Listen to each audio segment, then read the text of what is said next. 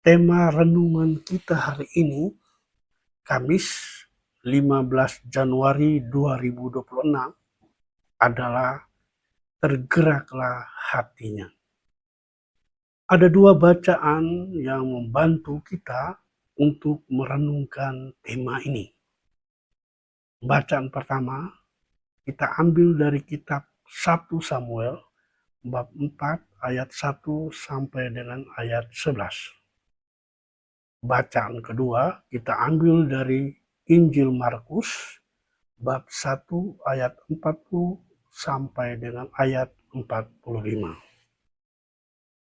Saudara-saudari yang terkasih dalam Kristus, sabda Tuhan yang kita baca hari ini mengajarkan kepada kita tentang hati yang tergerak.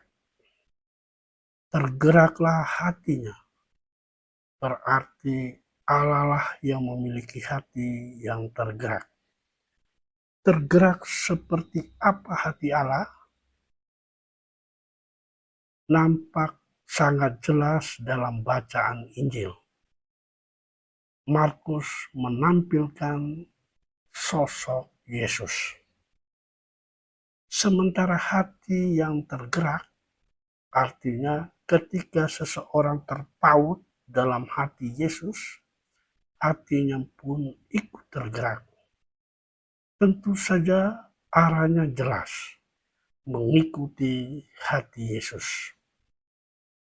Dalam bacaan pertama, Samuel mengisahkan ketika Israel melawan Filistin, Israel menghadirkan tabut perjanjian dari Shilo ke tengah-tengah perkemahan mereka. Kehadiran tabut perjanjian seakan disalah tafsirkan Israel.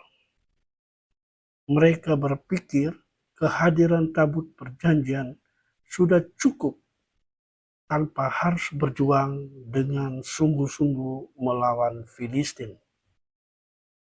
Tidak hanya itu, justru hati orang Israel salah arah bergerak.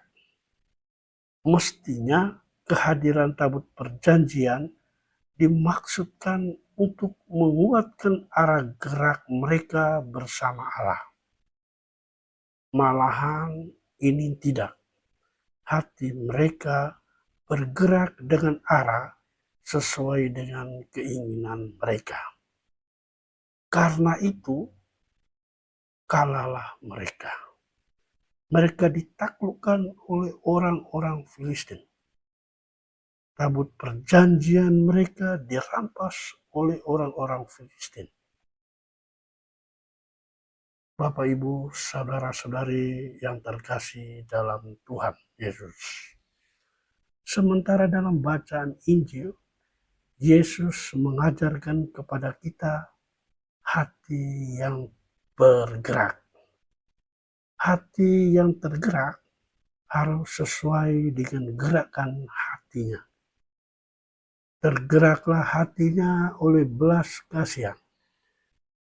Ia mengulurkan tangannya, menjamah orang itu dan berkata,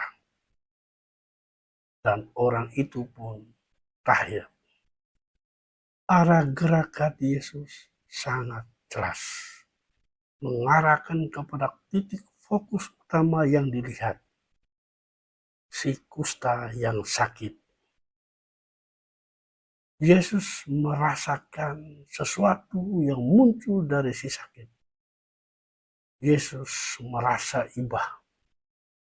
Bahkan tidak hanya merasa iba, tetapi mengulurkan tangan.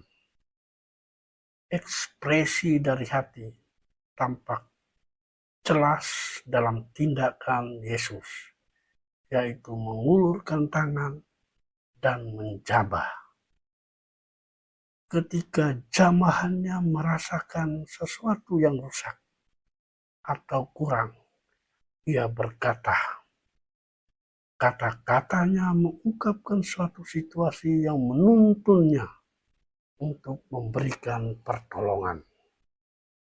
berkat pertolongannya itu, si kusta yang sakit itu menjadi tahir, menjadi sembuh. Si sakit kusta yang sudah tahir, yang sudah sembuh, merupakan kekuatan gerakan hatinya, gerakan hati Yesus, gerakan seluruh pribadi Yesus dengan belas kasih. Karena si kusta, si sakit, sedang menuntut pertolongannya. Bapak, Ibu, saudara-saudari yang terkasih dalam Kristus, kita patut belajar dari dua pengalaman dalam bacaan ini. Pengalaman orang-orang Israel yang menghadirkan tabut perjanjian, dan pengalaman sosok Yesus dengan si kusta.